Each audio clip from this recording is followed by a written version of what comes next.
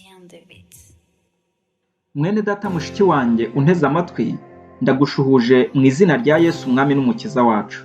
Mu mugabane wa 4 w'icyigisho cyacu ibyabayeho, ibiriho n'ibizabaho mu Gakiza Kacu, turarebera hamwe ibindi bikorwa bine byari bisigaye mu gice cyitwa Ibyabayeho. Uri kumwe na Pasteur Vuguzigira Alphonse. Igikorwa cya 18 ni ukubakwa ku rufatiro rw'intumwa n'abahanuzi. Mu gukizwa, abakristo ni ukuvuga abayuda n'abanyamahanga bashyizwe ku rufatiro rw'intumwa n'abahanuzi nk'uko amatafari ashyirwa ku rufatiro rw'inzu. Pawulo yita intumwa n'abahanuzi bo mu itorero rya mbere urufatiro, kubera ko aribo babanje kwakira ubutumwa bwiza mbere, hanyuma nabo bakabubwiriza. Iyi mvugo ya Pawulo ishimangira ubumwe bw'itorero bwo mu bihe byose n'ahantu hose. Hari inyubako imwe, kandi mu Gakiza buri muntu wese wizeye Yesu ari muri iyo nyubako. Bibiliya ibivuga itya mu Befeso igice cya 2:20, kuko mwubatswe ku rufatiro rw'intumwa n'abahanuzi, ariko Kristo Yesu niwe buye rikomeza imfuruka.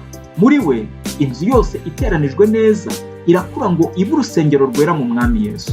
Muri we namwe murubakanwa kugira ngo mube inzu yo kubabwamo n'Imana mu mwuka. Abakolosayi 2:7 haragira hati: mushoreye imizi muri we, kandi mwubatswe muri we, mukomejwe no kwizera nk'uko mwigishijwe, mufite ishimwe ryinshi risesekaye. Akamaro kubakwa ku rufatiro rw'intumwa n'abahanuzi bifite mu buzima bw'umukristo. Icya mbere, iyi ngingo ishimangira ubumwe bw'abakristo bose.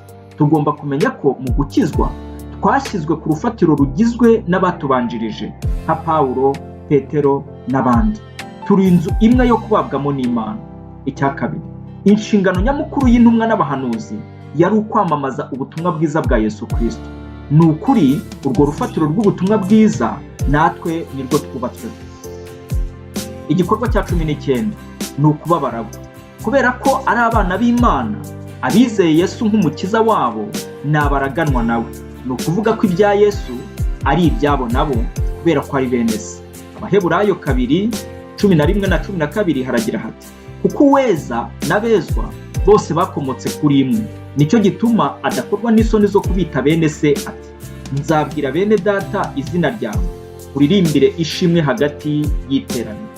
Nk'uko tubisoma mu byahishuwe, mu gihe cy'ubwami bw'Abaroma abantu bagiraga udutabo tw'umurage.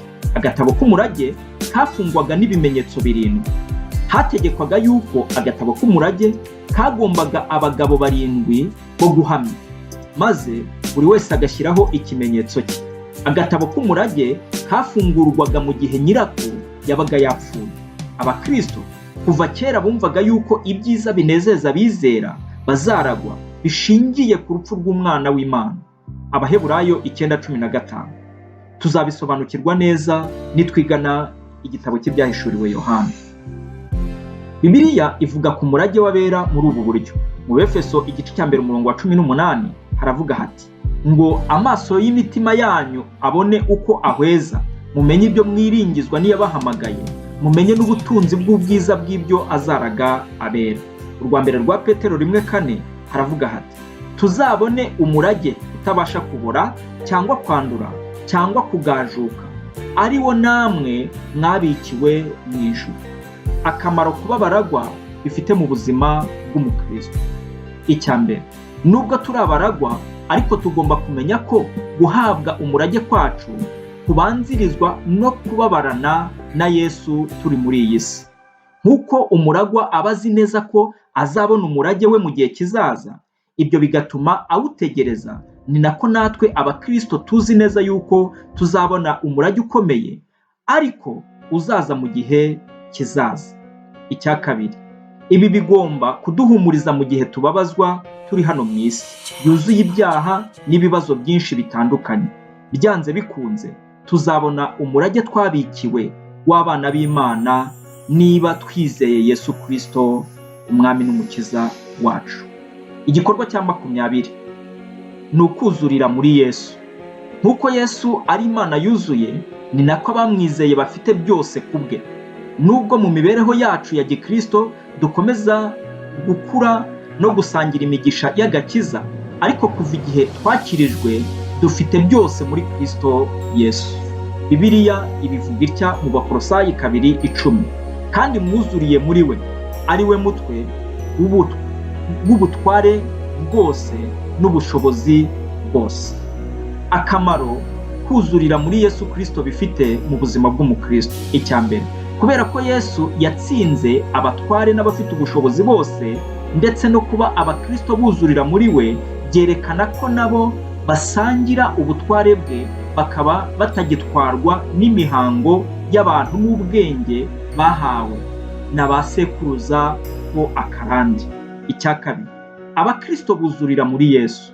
Kubera iyo mpamvu tugomba kureka kuyoborwa n'imyizerere ya gakondo cyangwa ubundi bumenyi ubwo ari bwo bwose. Yesu ni byose. Icya gatatu, Imana ntabwo ifashwa. Igikorwa cya 21, kuba icyaremwe gishya muri Kristo Yesu.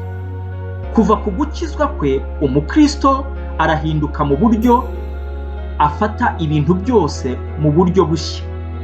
Isoko y'ubuzima bwe ni Yesu Kristo bwe, kandi imibereho ye yose iba ihindutse ku buryo imyumvire ye, imyifatire ye n'ibintu aha agaciro byose bihinduka.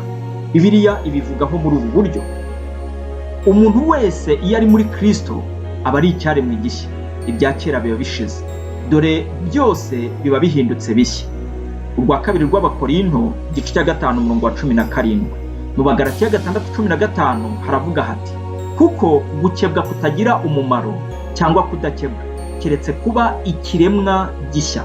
Mu Baroma 6:11 Bibiliya iravuga iti: aba ariko namwe mwiyumvamo ko mwapfuye ku byaha, mukaba muriho ku Mana muri Kristo Yesu.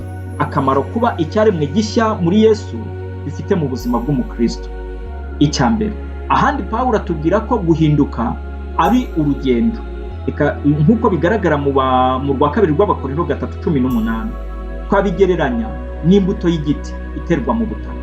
Ntabwo bucya ngo cyere imbuto, kugira ngo cyere ni urugendo.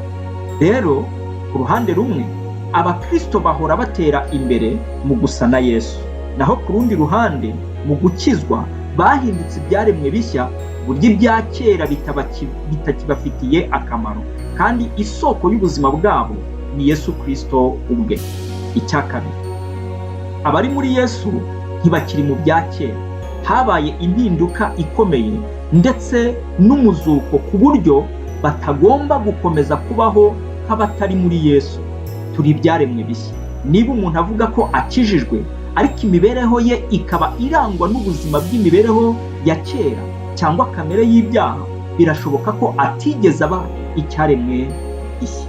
Yesu rero yavuze ko abameze batyo ari bo azabwira ati: nimumve imbere mwa nkozi z'ibibi mwe, sinigeze mbamenya, kuko tubisoma mu butumwa bwiza bwa Matayo igice cya 7 umurongo wa 23. Mwene data mushiki wanjye, we warunteze amatwi, ndagira ngo nkubwire neza yuko iyo umuntu ari icyaremwe gishya muri Kristo Yesu, arangwa n'imibereho n'ubuzima buhindutse, agahatwa n'urukundo rwa Kristo mu byo akora, ashobojwe n'umwuka wera, kandi mu byo akora byose agaharanira guhesha Yesu icyubahiro. Niba nawe utarahinduka icyaremwe gishya muri Kristo Yesu, sengana nanjye uti: Mwami Yesu, mfasha kugira ngo mbe icyaremwe gishya. Nguhaye ubuzima bwanjye kugira ngo ubuyobore, ubutegeke, umbere umwami n'umukiza, nanjye mpindurwe mushya mu mibereho yanjye, mu kubaha Imana, mu myifatire yanjye, mu mivugire yanjye, mu mikorere yanjye, no mu buzima bwanjye bwose. Mbisabye nizeye mu izina rya Yesu Kristo umwami n'umukiza wacu. Amen. Yesu reba agakirisamo, Yesu reba wateshejwe agaciro, Yesu reba wambitswe urubino, nta cyaha afite, nta kimwe kimuhama, nuko yiyemeje kuza gucungura umuntu. Nta cyaha afite, nta kimwe kimuhama, nuko yiyemeje kuza gucungura umuntu.